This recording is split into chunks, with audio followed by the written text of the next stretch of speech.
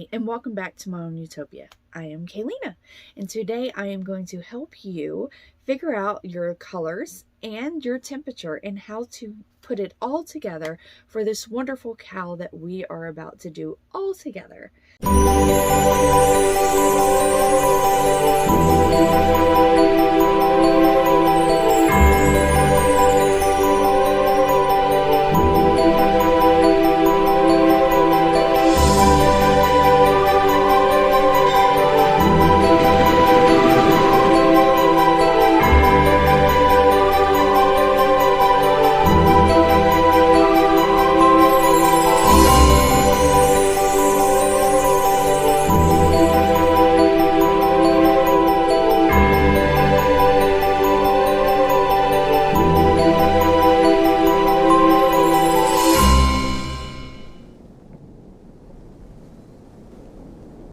Okay, so if you're wondering what the cowl is, it's called Three Sisters Calendar Cowl 2022. I am so excited. I am doing this with Miss Cindy from Life and Yarn Tangled and Miss Kay from KaysCrochetHaven. I am so excited that I get to join and do a cowl with these two wonderful individuals. I cannot wait. Now, I will try to have linked down below when I am going to be doing the next live and everything else like that. Once a month, each one of us will be doing a live, answering questions, talking to you guys, and showing off what everybody is doing. You will have an opportunity to come up on panel to show your beautiful makes. Or if you like to, you can go ahead and just email us, one of us three, and we will be able to show it up there on the panel as well. We have a Facebook group. Everything will be linked down below if you want to contact me personally. My email is linked down below as well, and I'll be able to help you with anything that you can think of. Now, if you want to do something like this and you're like, hey, I just don't want to do the temperature for this year, you can always do a temperature for a family member, the year you were born, the year a family member was born, the year your mom or your dad or your sibling or something, the year that they were born or something like that. And you can specialize each special day of their birthday, the year that they were born, or you can do pregnancy through the whole 9 or the whole year of that pregnancy or the whole year of your child growing after he was born. So the first time he walked, first time he crawled, first time he did anything, you can write your notes into your calendar. So when you refer back to your blanket and on that special day, you can always look back on your calendar and it can tell you. You can mark it with something glittery like this that you can find at Hobby Lobby. Hobium sells things like this as well. Look at that gold. It is so pretty. So let me go ahead and turn you guys around and show you what you're going to need and talk to you a little bit closer so I can help you guys. Okay, I forgot to also say that if you want to do emotions, if you are trying to get a better handle onto your emotions, or if you are autistic and you want to better understand your anxiety, what triggers, or even if you're bipolar or anything else like that, you can also do this as well. So instead of doing temperatures over here, you can do happy, sad, anxiety. You can do all of that, and you can also replace them with the colors as well. Now, this is a chart from, as you can tell, my temperature chart that I did for my temperature blanket 2020. Okay, sorry about that. My youngest woke up and I had to go get him and put him back to sleep. Okay, so you don't need something this fancy. You can always sit here and write it on a regular piece of paper so you can get everything in your row. But if you are wanting to do something like this, all you have to do is go into Word and just sit there and set up the colors or set up your little squares, rectangles, whatever you're wanting to do. Make sure the little ones on the side are close to the very edge. This is in paper stock. And then do one at the very bottom so you can make sure you know what yarn you used. Put the title at the very top. And then if you're wanting to use a white for the beginning of rows, for ours, we are actually doing white or I know for my blanket, I am doing white to represent all the blank days in a calendar. You can use black, you can use any color you want. It's completely and utterly up to you, sweetheart. So all you really need is a pencil, pen, and a piece of paper, and a calendar. You can get these up at Walmart or Dollar Tree, Dollar General, anything else like that. They're very inexpensive. You can get the 2-year one or just the 1 year. This was mine from 2020. As you can tell, I have Christmas Eve written over to the side, or Christmas Day. And on each day, I wrote down the high, the low, and to also help me out, I wrote down the color that is supposed to coincide with them. So if I was running behind, I did not feel like doing it on Christmas Eve or Christmas Day because I want to spend time with my boys, I can always just go back, pull this out, and I'll be able to do my squares and then finish and then put them in order. So that's what I did instead of always reverting back to this. But this does come in handy big time in the very beginning. So I suggest that you look on Google. Yes, Google is going to be your best friend. Look on Google, look into your area for a year. Look at like 2 or 3 years span. And look at what the high is and compare it to the low. You can range it about 5 degrees difference. You don't have to do it in Fahrenheit. You can do it in Celsius if you please. It all depends upon where you're at in the world. So you look in the area of where you live. My area was sometime or every single year we always hit 100.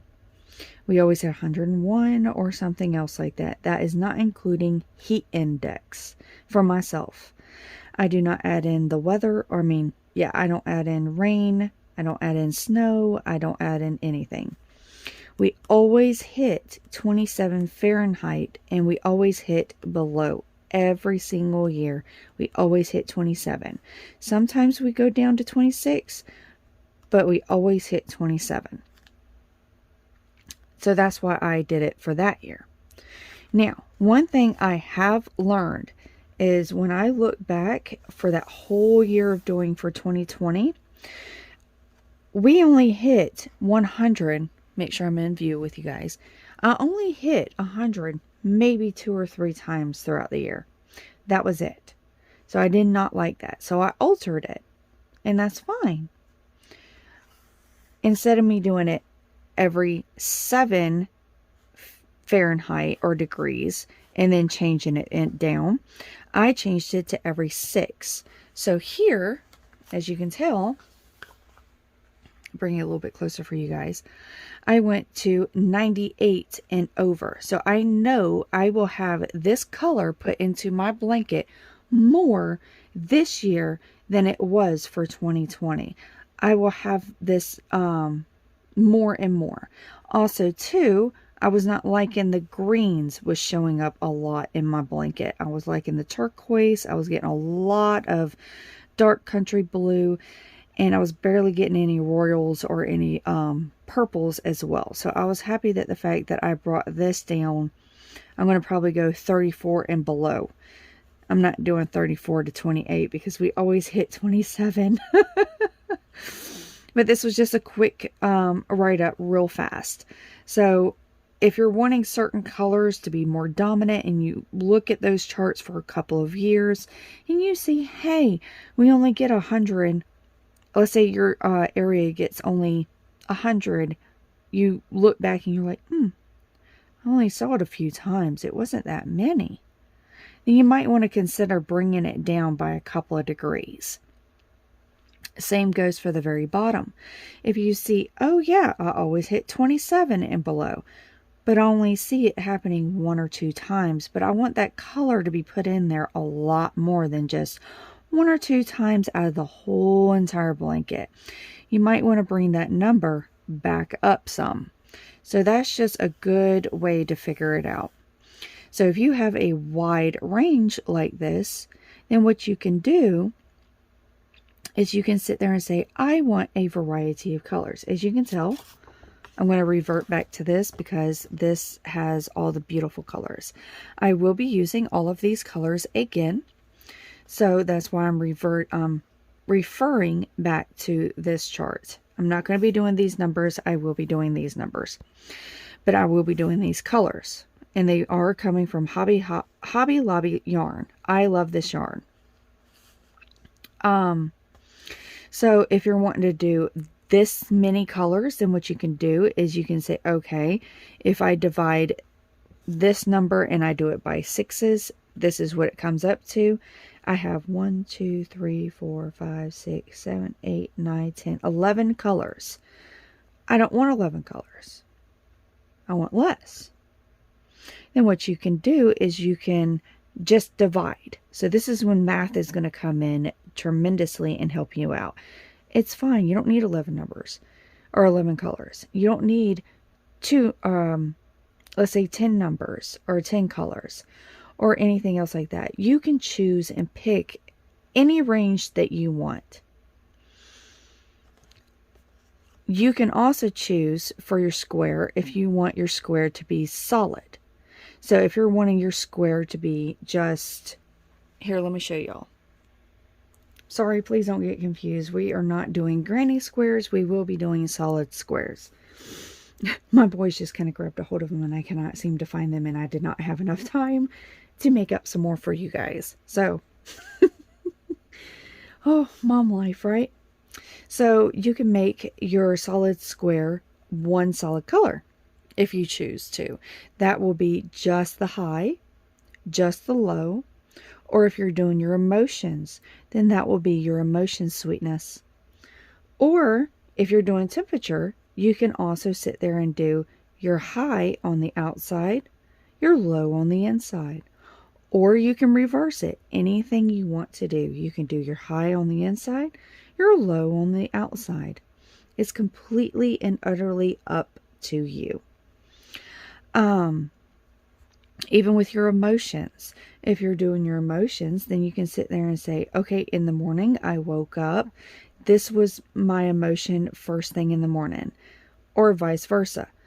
And then in the afternoon, you can revert back and take a moment, take a deep breath, think about how your emotions are at that particular moment, how your day went, and say, okay, it changed. I'm no longer happy, I'm irritated. And you can look back on your day of what happened and everything else like that, and you can put the irritation on the outside. So the end of the, you can start seeing the differences as well. Another good thing for individuals that are doing emotions instead of doing your calendar is to have a journal. Instead of just this, you can have a journal. So you can have a much wider and bigger one to work with. So if you're wanting to put in notes that happened for that day, or if you don't want to and you just feel overwhelmed and you feel like just the thought of doing it for that day is just too much, then you don't have to. But for individuals that are doing emotions, I would recommend getting a bigger calendar so you can have more room to write down special events, special things, thoughts, patterns, anything that you're wanting to put into it. So you can choose to make your color or your square solidly one color or two colors.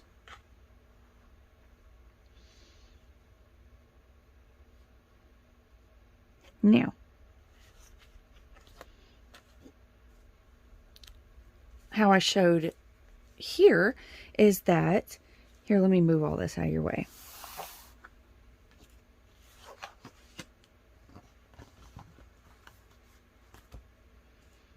Let's say we're talking about special events. If you want to, you could sit here and make this as birthdays. So every single birthday, you crochet your square with this to your color. So all birthdays get this color. This one you can dedicate to holidays. So if you have a whole lot of holidays that you want to specialize as well, then you can crochet. It's very thin, so you crochet it with the colors for your square. I hope you guys can see that. Oh, there we go. Look how pretty that is. Sparkles! You can always add sparkles. If you don't want to do sparkles, then you can always do beads.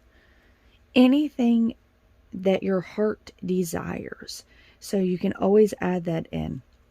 But I do always recommending having record.